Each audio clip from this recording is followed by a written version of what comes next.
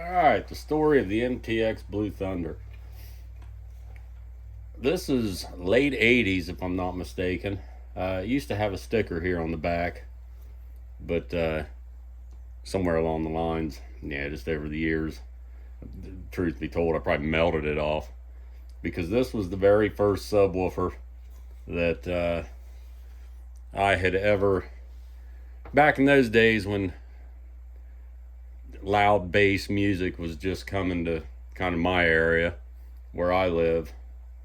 I might hear, something random going down the street, and, you kind of had that, what was that? And I'd never heard bass booming out of a car, anything like that, or in a house. I mean, of that type. And this subwoofer here, a buddy of mine had 4 of these. These are, I believe, the original MTX Blue Thunder. These are a 10-inch. They were a 4-ohm single voice coil. Looks kind of chintzy and cheap by today's standards. With just your spade connectors, and it's not, your leads aren't woven into the spider. But for the era, I mean, a 10-inch subwoofer, that's a pretty beefy motor on that. And these, a lot of people love these. But my buddy had 4 of these. It was actually my brother's buddy, and I heard him pulling up. And he was more into rock music, but he loves drums and wanted to feel it. And he had 4 of these behind the seat in his, I think it was a 74 square body Chevy.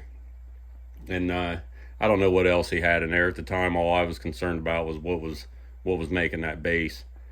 And he actually let me sit in the truck one time, and he hated booming bass, that type of stuff. But I begged him, and strangely, coincidentally, he had a bass CD in there.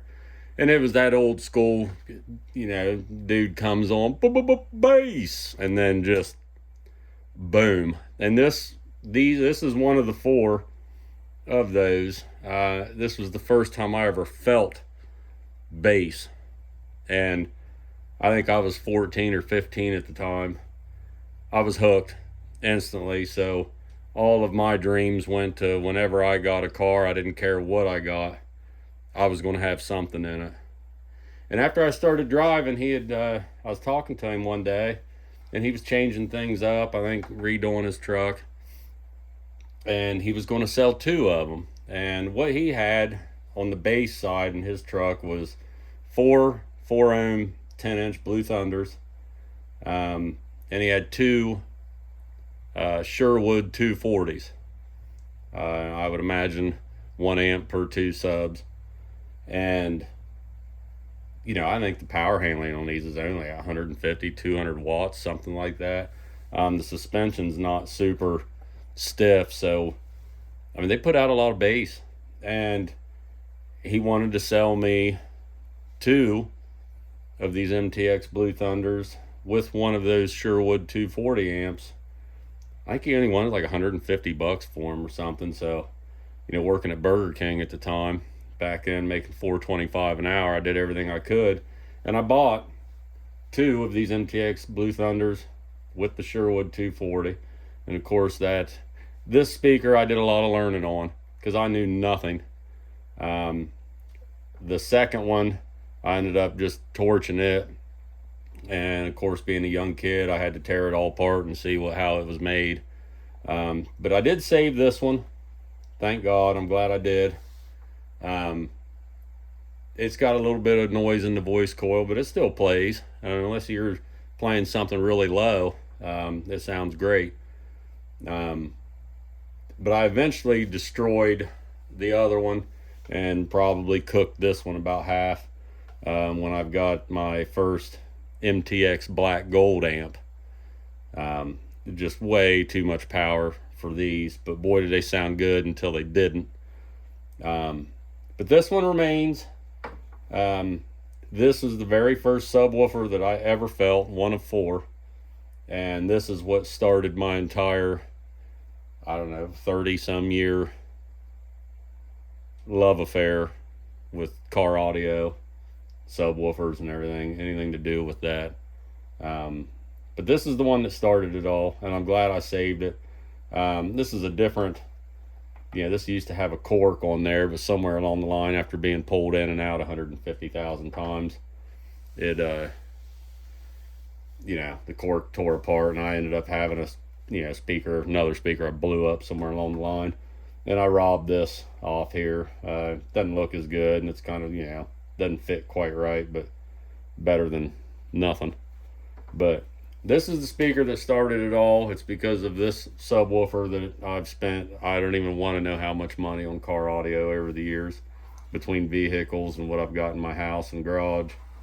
But the MTX Blue Thunder, the original one, back when MTX was made in the USA, before they went elsewhere, this is one of the big names back in the day. I don't think they quite have that luster to them nowadays, but back in the 90s, man, these MTX Blue Thunders, anything MTX. Like I said, I've had 4 MTX black gold amps, and if you want to hear the story what happened to them, let me know. And it's kind of a painful story, but I'll make a video describing that. But the MTX Blue Thunder, great subwoofer. This again is a 10-inch 4-ohm voice coil. Still works, a little noisy, but if you keep it above 40 hertz and above, it doesn't sound bad at all. But I had this originally in an 85 Camaro, which was my first car, and I come across just a somebody was throwing out the trash, I think, a house, like a floor standing speaker unit that would house 2 10s. So of course I shoved them in there, and it made bass, but I didn't know anything about crossovers. I didn't know anything about, I was brand new to it. So they got absolutely just embarrassingly abused, and this one survived it. So that should tell you something about that old technology. But boy, was it tough. It put up with my learning curve, and that's saying a lot. But hope you enjoyed the video. I've got plenty of stories of plenty of these other ones. Some of them are kind of funny and ironic. One of them, like I said, the black golds, that's kind of a sad story, but deserves being told. And there is a picture that I could show to go along with it when they were installed. But let me know if that's a story you'd like to hear. But thanks for watching.